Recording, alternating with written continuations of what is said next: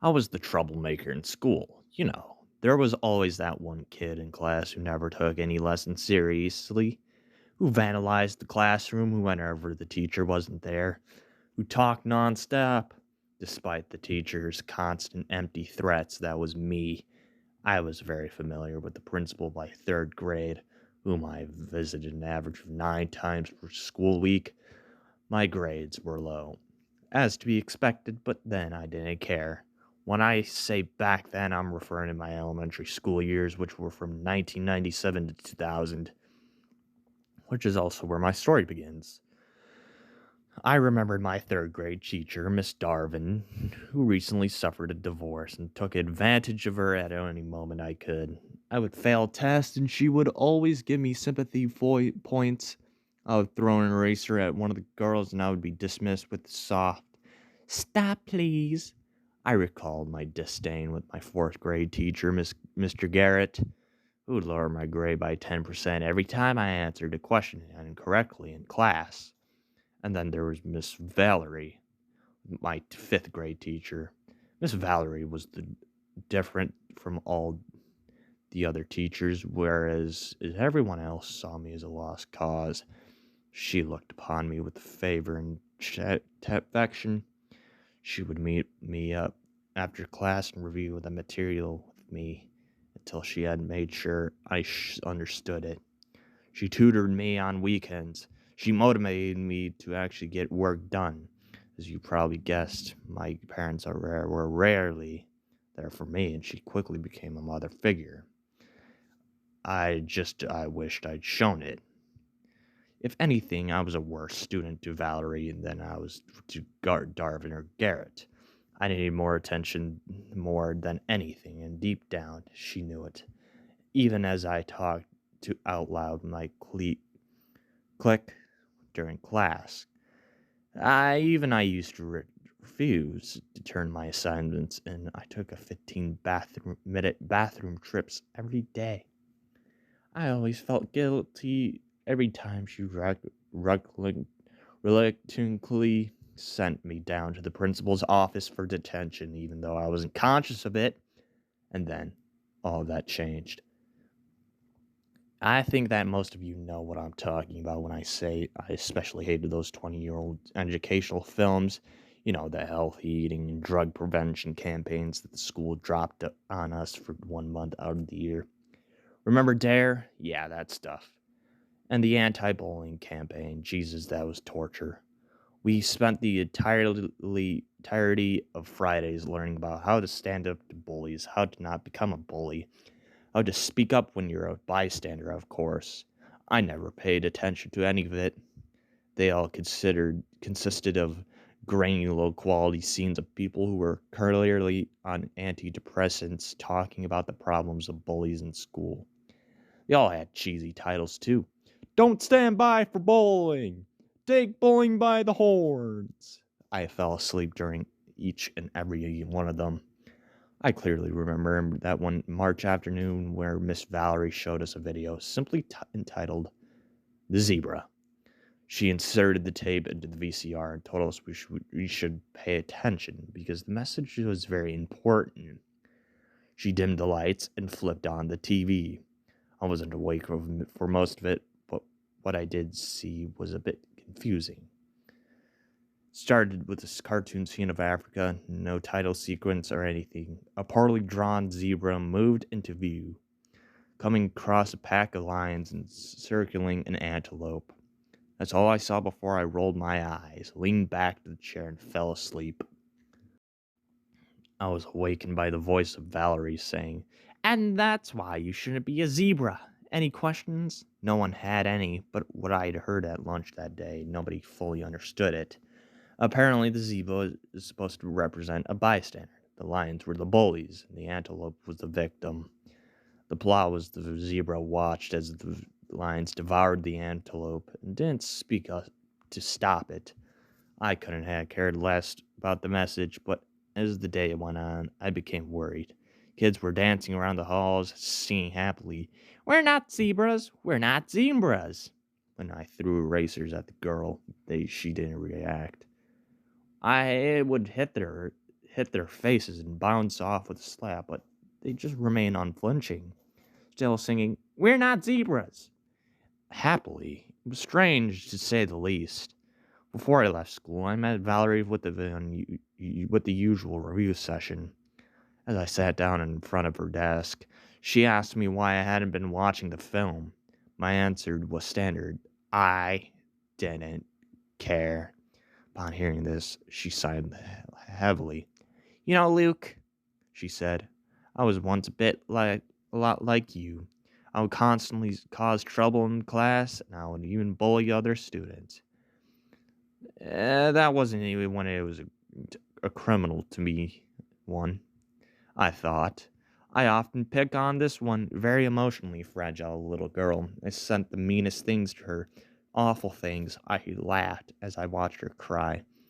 She even stayed home for a week at a time. One day got a call that the students I'd been harassing had killed herself by jumping off from a window. I was too young to understand the gravity of this mission.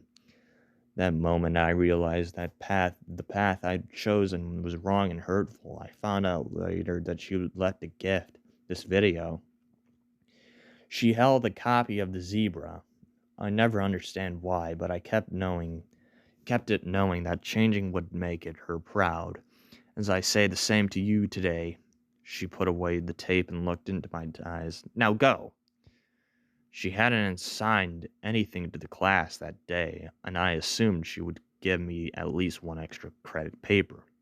"You're not giving me homework?" I questioned. "No, you can go home." "I just wanted to tell you how I feel about your potential future," she said. I shrugged and left, seriously confused at the day's events. The next day, when I came to school, the entire class was empty.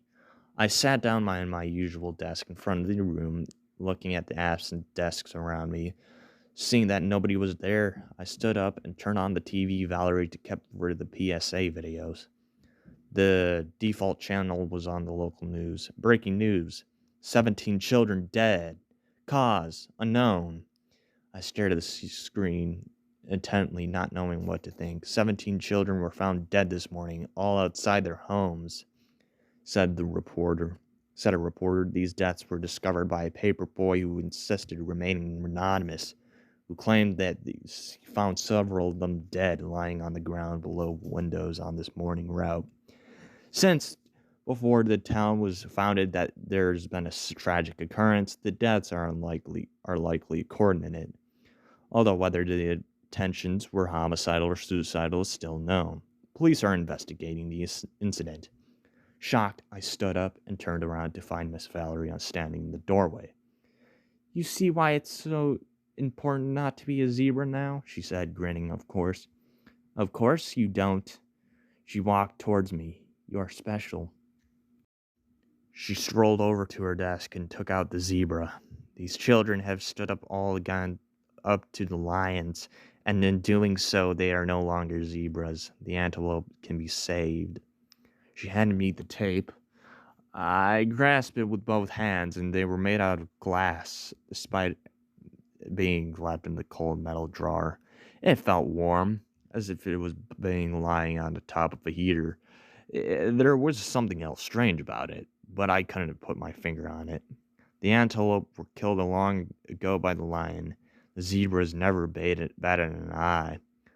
But now both the lion and the zebras have a chance to redeem themselves. The antelope.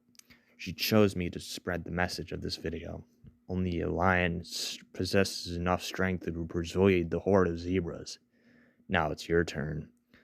Before I could sleep, Miss Valerie unsheathed a knife from her pocket and swiped across her throat, falling over the desk in a heap. I never screamed as hard as I did that day. Within minutes, the police stormed into the classroom looking for Miss Valerie. They found me crying next to her lifeless body. Still clutching the tape, I couldn't understand what was happening. I still don't fully understand it, if I'm honest. They told me she was a bad person, and she was very sad, but conscientiated the tape I heard them saying. A known cultist killed all 17 Convinced somehow, after they calmed me down, I remember handing them the tape, saying that they wanted it back after they were done with it. Apparently, that's not how it actually happened. After an officer later told me that they had to pry it from me, and I kept repeating over one phrase over and over: I want to be a zebra. The case was concluded in late 2005 with the deaths confirmed as mass suicide, induced by the Miss Valerie, who had a history of killing entire classes of children. Following its closing, the tape was returned to my possession, with the police officers claiming that it contained nothing but evidential interest. I knew something about it was the cause of the deaths of my classmate. Here I've had my theories. Brainwashing, hypnosis, subliminal messaging, but I kept them to myself. I don't know why. I remember me taking it from them, feeling its familiar warmth, as if I was holding both hands with an old friend, but I could never bring myself to rewatch it. Something about it that was something wrong. My therapist told me it was simply connected to a traumatic event. I stopped going to his apartment years ago. At some point, I threw it in a desk drawer, and it gathered dust there for 12 years. Until yesterday. March 25th, the anniversary. I was spring cleaning and tipped over the desk, and there it was. I was tempted to pick it up and throw it into the furnace, but I restrained myself. I slowly leaned over and lifted it off the floor, brushing it off. I was expecting the label to be faded or worn, but it was eerily pristine. Not much of his attire or craze, but I could still see the words printed on it, appearing as they were new. Studio 58 Productions presents The Zebra, an anti-bullying and educational film. Then I realized something. Though that one thing I never replaced was when Miss Valerie had given me the Gazette. The one thing that deterred me from watching it is one more time. It was light, too light for a cassette. The tape did not have, nor had it ever had, any film.